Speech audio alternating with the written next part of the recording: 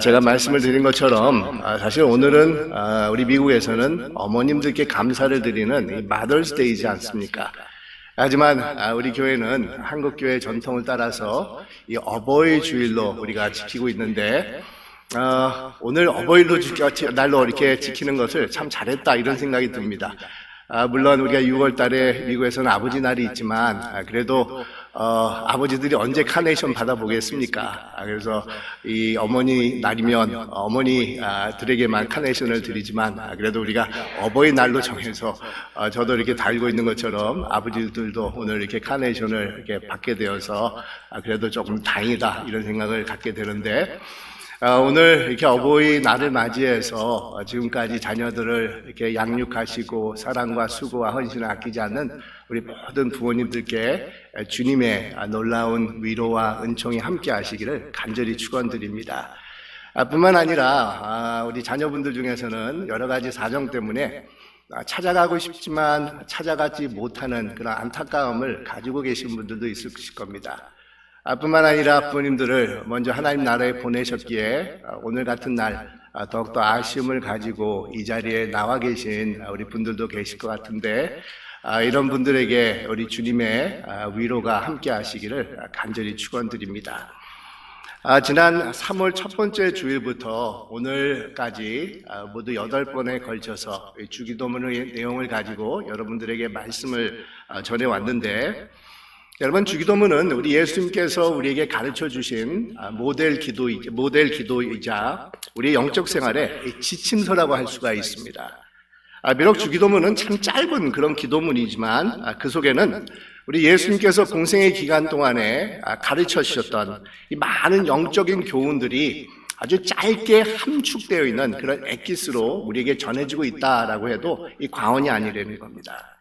그래서 이 장로교회 창시자라고 할 수 있는 우리 잔 캘빈은 이 주기도문을 가리켜서 이 작은 복음이다 이렇게 지칭을 했다고 합니다. 그럴 정도로 주기도문은 우리에게 많은 교훈과 감동을 주면서 우리의 영적인 생활을 이 바르게 인도하는 이 신앙의 이 지침서라고 할 수가 있습니다. 잠깐 그동안 말씀을 드린 내용을 이 복습을 해서 제가 여러분들에게 말씀을 드리면 먼저 서론격인 하늘에 계신 아버지요로부터 시작을 해서 이 주기도문은 크게 두 단락으로 나누어 볼 수 있다라고 이 말씀을 드렸습니다. 이 첫째 단락은 하나님 아버지에 대한 간구의 내용으로 모두 3가지가 우리에게 전해지고 있는데 이름이 거룩히 여김을 받으시오며고 또 나라에 임하옵시오며 또한 뜻이 하늘에서 이룬 것 같이 땅에서도 이루어지게 하시옵소서라가 바로 첫 번째 단락인 하나님에 대한 이 간구의 내용이 됩니다. 그리고 두 번째 단락은 우리 인간들에 대한 그런 간구의 내용으로 이 3가지가 전해지고 있습니다. 오늘 우리에게 일용할 양식을 주시옵고 그리고 우리가 우리에게 죄진 자를 사하여 준 것 같이 우리 죄를 사하여 주시옵고 그리고 우리를 시험에 들게 하지 마시옵고가 바로 두 번째 단락에 해당되는 우리 인간들에 관한 이 간구의 내용이라고 할 수가 있습니다.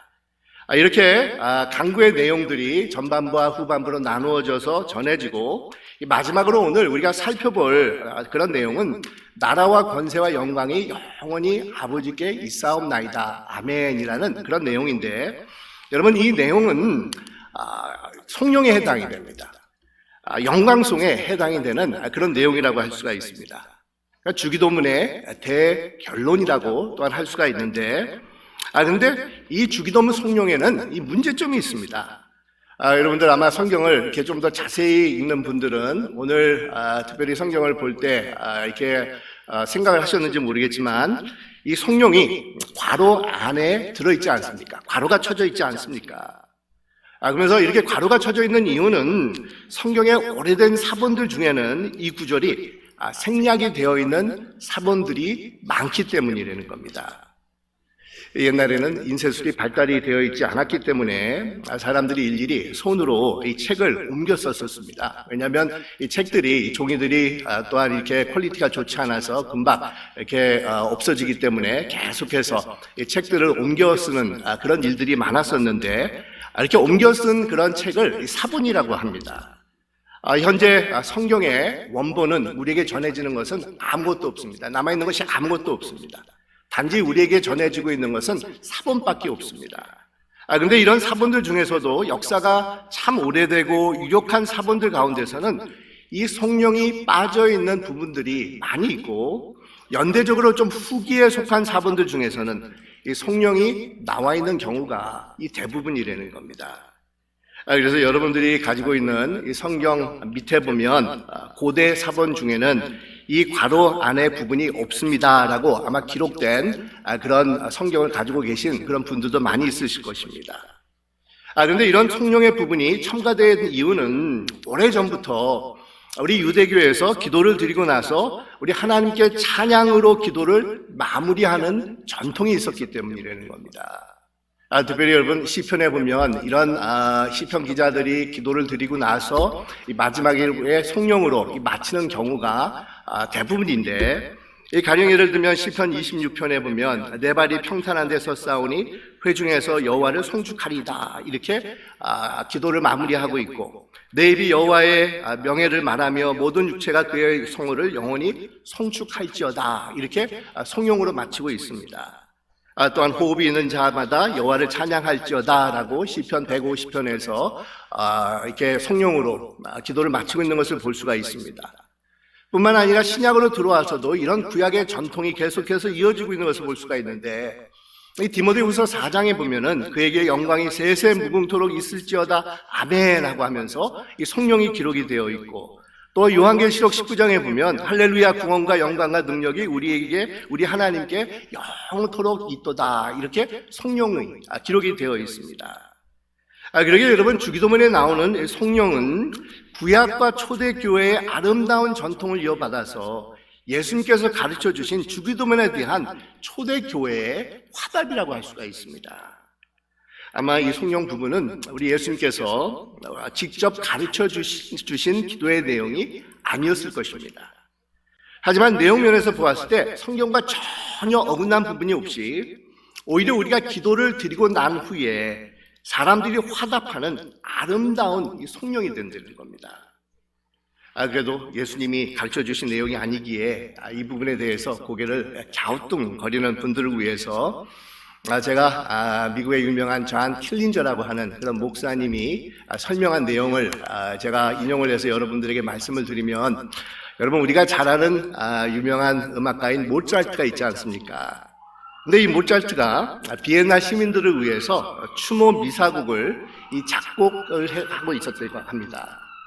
그런데 그의 건강 상태가 안 좋아서 결국은 모차르트는 이 앞부분만을 완성을 하고는 이 세상을 떠나게 됩니다. 그러자 모차르트의 제자들이 스승의 곡이 그냥 사라지는 것을 너무 아쉬워하면서 이 모차르트의 그런 노트와 이 테크닉을 아주 이렇게 많은 시간을 이렇게 연구를 해가지고 결국은 모차르트가 끝내지 못했던 추모 미사곡을 완성을 시켰다고 합니다. 그리고 지금까지 400년, 500년이 지나는 동안 이 아름다운 연주곡이 이렇게 연주가 될 때마다 많은 사람들이 이렇게 감동을 받아가지고 모차르트에게 감사를 표하지 그의 제자들에게 감사를 표하고 있지 않다는 겁니다. 이와 마찬가지로 주기도문의 마지막 성령 부분은 예수님께서 직접 가르쳐 주신 내용이 아닌 이 제자들의 증언, 초대교회의 그런 화답이라고 할 수가 있겠지만, 그 안에는 예수님께서 살아 계셨을 때 가르쳐 주셨던 진리의 말씀이나 아니면 하나님의 나라에 대한 내용이 고스란히 그 안에 배어 있다는 겁니다. 그러면서 킬린저 목사님은 그렇기 때문에 이 성령의 부분이 예수님께서 직접 가르쳐 주시지 않는 그런 내용이라 할지라도 성경적으로 우리가 받아들이는 데에는 아무런 문제가 없다라는 것을 강조를 하고 있습니다. 자, 그러면 여러분 본문으로 들어가서 나라와 권세와 영광이 과연 어떤 의미가 담겨져 있겠습니까? 어떤 의미로 우리는 이 주기도문을 마치고 나라와 권세와 영광이 아버지께 영원히 있습니다라는 그런 성령으로 이 화답을 해야 되겠습니까? 구체적으로 살펴보면 먼저 이 나라라고 하면 하나님께서 통치하는 이 나라를 가리키고 있습니다. 여러분, 우리 믿는 자는 비록 이 세상에 우리 육신이 머물러 있지만 우리는 이곳에 속한 자가 아니라 하나님 나라에 중심을 두고 살아가는 자들이지 않습니까? 사실 이 세상에는 수없이 많은 나라들이 오고 사라진 것을 우리가 볼 수가 있는데, 이 고대 바빌론부터 시작을 해서 페르시아나 아니면 헬라나 로마나 아니면 징기스칸의 그런 제국이나 나폴레온의 제국 등 수없이 많은 강대국들이 있었지만 지금까지 영원히 지속되어 왔던 나라들은 하나도 없다는 겁니다. 하지만 하나님의 나라는 영원합니다. 세상 나라는 잠깐입니다. 하나님의 나라만이 영원한 것입니다. 그러면서 우리는 하나님의 나라가 영원히 싸움나이다 라는 주기도문의 성령을 통해서 이런 영원한 나라의 통치자는 오직 여호와 한 분이심을 이 고백을 하는 것입니다. 우리 육신의 몸은 비록 세상 나라에 살고 있지만 우리의 시민권은 하나님 나라에 있고, 바로 이 하나님의 영원한 나라가 내 삶의 중심이고 내가 추구하고 내가 사모하는 곳이라는 고백이 바로 나라와 권세와 영광에서 표현이 되고 있다는 겁니다. 여러분, 이 초대교회 교인들은 영원한 하나님의 나라의 도래를 믿어 의심치 않고 있었기 때문에 이 로마 제국의 온갖 박해와 또한 핍박 속에도 굴하지 않고 자신들의 신앙을 꿋꿋하게 지켜나갔습니다. 종교개혁기에도 많은 어려움이 있어서 심지어는 화형을 당하는 등 혹독한 그런 핍박과 시련이 있었지만 이들은 믿음을 저버리지 않았습니다. 왜 그렇겠습니까? 영원한 나라가 있음을 알고 있었기 때문이라는 겁니다. 영원한 나라 속에 자신들이 속했다는 것을 알고 있었기 때문에 이 세상의 어떤 위력이나 권력 앞에서도 굴하지 않았다는 겁니다. 세상이 변하고 뜻대로 모든 것이 이루어지지 않는다 할지라도 절대로 실망하지 않았습니다. 왜냐하면 영원한 하나님의 나라를 바라보면서 살아가고 있었기 때문이라는 겁니다. 이 종종 이 선거가 있을 때마다 자신이 원하는 후보자가 당선이 되지 않았다고 실망하는 그런 분들이 계시는데, 얼마 전에 있었던 미국 대통령이나 아니면 바로 전에 있었던 한국 대통령 선거에서 자신이 원하는 후보가 당선이 되지 않았다고 낙심할 필요가 없다는 겁니다. 왜냐하면 4년, 5년이 지나면 누구든지 백악관에서, 청와대에서, 이제는 청와대도 아니지만 물러나가야 된다는 겁니다. 내가 원했던 대통령이 백악관에 있다고 좋아할 필요도 없고 또 없다고 실망할 필요도 없다는 겁니다. 왜냐하면 그 권력은 언제든지 바뀌게 되어 있기 때문이라는 겁니다. 오직 하나님 나라만이 영원하고 그 나라만이 흔들림 없이 견고하게 서 있을 것입니다. 이런 영원한 하나님의 나라를 바라볼 때 우리 또한 세상에서 흔들림이 없이 소망을 품고 어떤 역경이나 시련도 꿋꿋하게 이기며 나갈 수가 있는 것입니다. 두 번째, 나라와 권세와 영광에서 이 권세라고 하는데 이 권세는 능력을 말합니다. 파워를 말합니다. 그러니까 모든 능력이 하나님께 있다는 것은 하나님만이 온 우주 만물의 주인이 되심을 고백을 하고 있는 겁니다. 우리 다윗이 역대기상에서 이렇게 하나님을 찬양을 하고 있는데, 여호와여 광대하심과 권능과 영광이 이김과 위엄이 다 주께 속하였사오니 천지에 있는 것이 다 주의 것이로소이다. 여호와여 주권도 주께 속하였사오니 주는 높으사 만유의 머리 되심이니라. 이렇게 고백을 합니다. 그러니까 모든 그런 능력이, 모든 권능이 하나님께 있다는 겁니다. 하나님은 온 우주를 창조하신 조물로서 이 모든 세상의 만물을 다스리시는 분이시라는 겁니다. 또한 예수님께서 마태복음 28장에서 모든 하늘과 땅과 모든 권세를 내게 주셨다라고 이 선포를 하고 계십니다. 또 에베소서에서 예수님을 가리켜서 모든 정사와 권세와 능력과 주관하는 자와 이 세상뿐만 아니라 모든 세상에 일컫는 모든 믿음 위에 뛰어나시며 만물을 그 발 아래 복종하게 하시고 그를 만물 위에 교회의 머리가 되게 하신 분이 바로 예수님이다라는 것을 선포하고 있습니다. 그런데 여러분 어떻습니까? 우리는 모든 권세가 하나님께 속해 있다는 것을 인정하면서 살아가고 있습니까? 아니면 여전히 세상의 권세가 다른 것에 있다, 하나님이 아닌 다른 것에 있다는 것을 우리가 인정하면서 살아가고 있습니까? 혹시 돈의 권세가 있고 권력에 있고 명예에 있고 지식에 있고 학벌에 있고 자식에 있고 아름다움에 있다라고 생각을 하면서 살아가고 있는 우리들의 모습을 볼 때가 있지 않습니까? 이 스콜랜드의 종교개혁가인 잔 낙사라는 사람이 있습니다.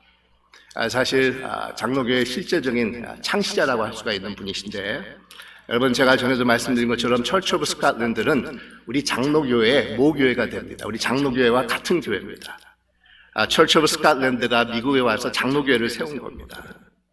제가 전에 영국에 갔었을 때 그분이 신무하던 교회 가가지고 예배를 드린 적이 있었는데, 제 카톡 사진에 나오는 교회로서 모든 교회의, 모든 장로교회의 어머니 교회라고 불리는 그런 곳입니다.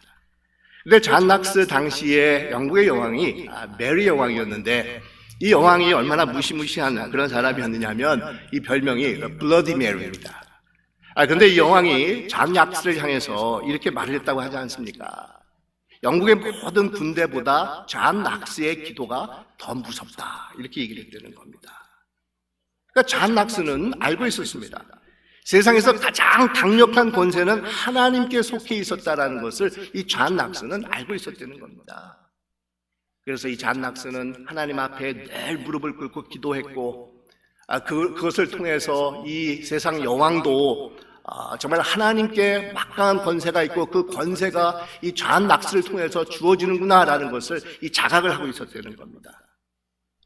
근데 여러분, 하나님의 권세는 군림하고 위험을 부리는 그런 권세가 아닙니다.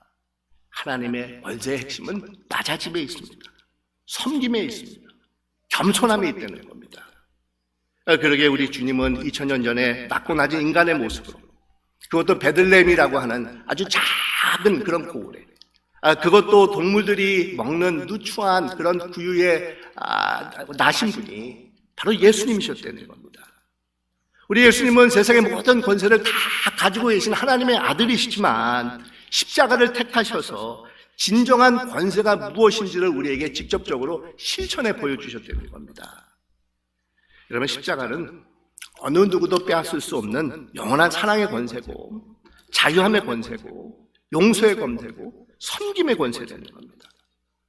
우리 하나님께서는 낮아짐이란, 섬김이란 획기적이고 역설적인 방법을 통해서 이 세상에서 가장 위대하고 가장 강하고 가장 고귀한 권세를 우리에게 가르쳐 주셨다는 겁니다.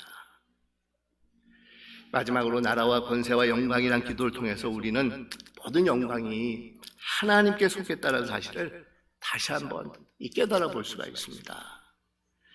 우리 장로교회가, 제가 이렇게 수요 예배나 아니면 토요 새벽 기도 때 여러 번 말씀을 드렸지만 가지고 있는 신안 고백문이 있습니다. 우리 장로교회가 인정하고 있는 고백문입니다. 12개 정도가 있는데 아마 우리 한국 교인들한테는 좀 생소한 것들도 있을 것입니다.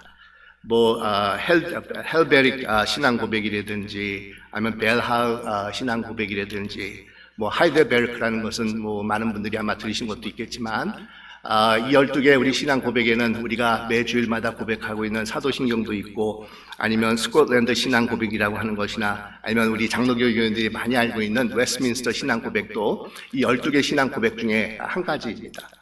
우리 장로교회는 이렇게 다양한, 이렇게 굉장히 보수적이면서도 또 한편으로 굉장히 진보적인 그런 신앙 고백문을 우리가 가지고 있는데, 여러분들이 잘 알고 있는 웨스트민스터 소요리 교리문답의 첫 번째 질문이 바로 이것이지 않습니까?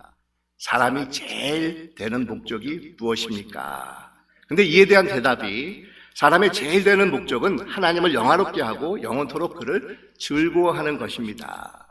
Man's, women's chief end is to glorify God and to enjoy Him forever 라는 것입니다. 여러분, 우리 인간은 하나님을 기뻐하며 그에게 영원한 영광을 돌리는 이 목적으로 창조된 자들이라는 겁니다. 그래서 모든 우리 피조물들이 마땅히 해야 되는 것이 있다고 하면 하나님께 영광을 돌리는 것입니다. 그것이 인생의 궁극적인 목적이고 또 우리의 삶의 이 동기가 되어야 됩니다. 우리 장로교가 가지고 있는 그런 중요한 신앙 그런 내용 중에서 가장 기본적인 것은 하나님의 주권을 인정하는 것과 하나님께 영광을 돌리는 삶입니다. 여러분, 자꾸 이렇게 우리 미국 장로교 와가지고 666이 뭡니까, 랩처가 뭡니까, 휴가가 뭡니까 이런 얘기를 하시는 분들이 있는데, 제발 우리 미국 장로교에 와서는 그런 얘기를 좀 안 했으면 참 좋겠습니다. 여러분, 우리 미국 장로교는 정말 하나님의 주권을 인정하고 하나님께 영광을 돌리는 것을 강조하는 그런 교단입니다. 뭐 여러분들 다른 그런 설교를 들으시면서 은혜를 받으셔도 괜찮겠지만 여러분들 미국 장로교에 와서는 미국 장로교가 가지고 있는 그런 신앙 노선이 있기 때문에 그 노선을 여러분들이 정말 기억하고 따라야 된다는 겁니다. 여러분, 우리의 모든 삶의 영역에서 하나님께 영광을 돌리는 삶이 바로 우리 장로교가 가지고 있는 그런 핵심적인 내용 중에 한 가지라는 겁니다. 사업가라고 하면 사업가로서, 이 교사라고 하면 교사로서, 이 가정주부라고 하면 가정주부로서 여러분 각자가 처한 위치에서 최대한으로 노력을 하면서 하나님께 영광을 돌리는 삶이 바로 우리 장로 교인들이 추구해야 되는 이 삶이 되는 것입니다. 그런데 우리 인간들은 조금만 이게 잘 된다고 하면 우쭐해지면서 자신의 이름이 먼저 나오고 자신이 먼저 올라가려고 하지 않습니까? 왜 그러겠습니까? 자신의 삶 속에서 역사하시는 하나님의 주권을 인정하지 않고 있기 때문이라는 겁니다. 우리가 여기까지 올 수 있었던 것은 하나님께서 내 삶의 주인으로서 나를 인도하셨기 때문인데 이것이 바로 하나님의 주권을 고백하는 그런 신앙입니다. 여러분, 하나님의 주권과 하나님의 영광은 긴밀하게 연결이 되어 있습니다. 내 삶을 주관하시는 분이 하나님이라는 것을 인정하면 어떻게 하나님 앞에 영광을 돌리지 않을 수가 있겠습니까? 우리는 하나님께 영광을 돌림으로 내 삶 속에서 역사하시는 우리 하나님의 주권적인 섭리를 인정하며 살아가는 자들이 될 수가 있는 것입니다. 하나님 한 분만이 내 삶의 주인이시고 내 삶의 영광을 받으실 유일한 분이 바로 우리 하나님이 되어주신다는 겁니다. 그러면서 마지막 주기도문은 이 아멘으로 매듭을 짓고 있는데, 여러분, 아멘이란 말에는 이렇게 몇 가지 뜻이 담겨져 있습니다. 진실하다, 충실하다, 이런 뜻이 담겨져 있습니다. 그래서 이것은 지금까지 기도한 것은 진심으로 한 것입니다. 내 마음 중심에서 진실된 마음으로 하나님께 드린 것입니다 라는 그런 뜻이 아멘에서 포함이 되어 있는 것이고, 뿐만 아니라 지금까지 드린 기도대로 내가 살아가겠습니다 라는 다짐과 결단이 아멘을 통해서 이 표현되고 있다는 겁니다.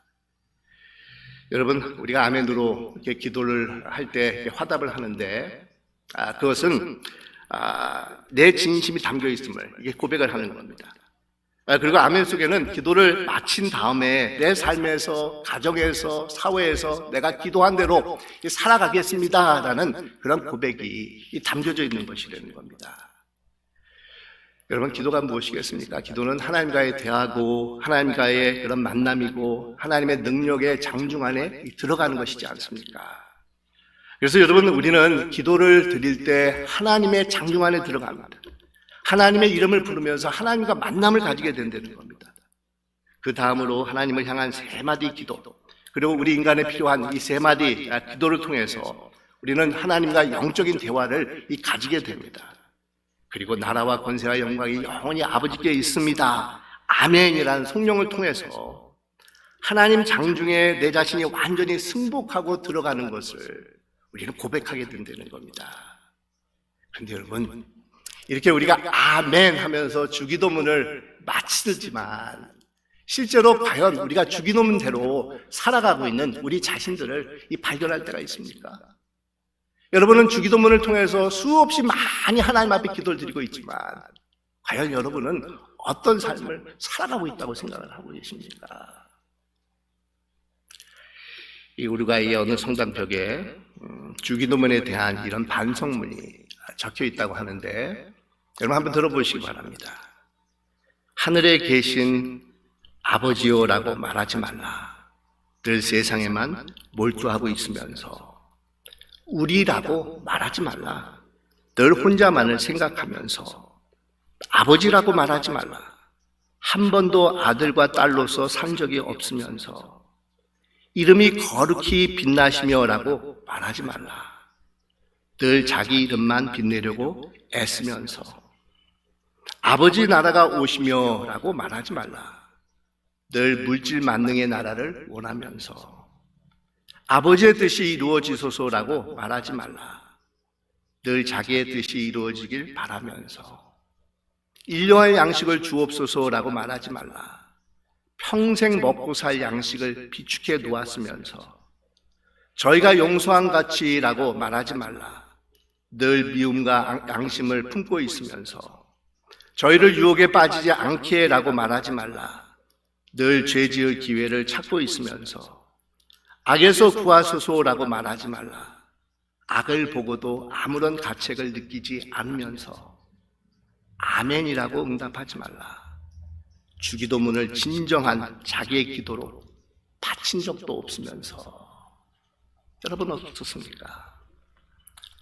혹시 우리는 이 주기도문으로 하나님 앞에 기도를 드린다고 하면서도 그냥 입으로만 외우는 그런 기도를 드릴 때가 많이 있지 않습니까? 하지만 여러분, 우리가 이 주기도문을 이제는 우리의 삶과 연결을 시켜서 주기도문에 담겨져 있는 심오한 내용을 깨우치고 정말 성취되기를 또 그러기 위해서 노력하는 그런 기도를 드리는 자들이 되어야 된다는 겁니다. 이런 참된 주기도문을 통해서 우리 하나님 앞에 모든 영광을 돌리기에 부족함이 없는 여러분들이 되시기를 주님의 이름으로 축원드립니다. 기도하겠습니다.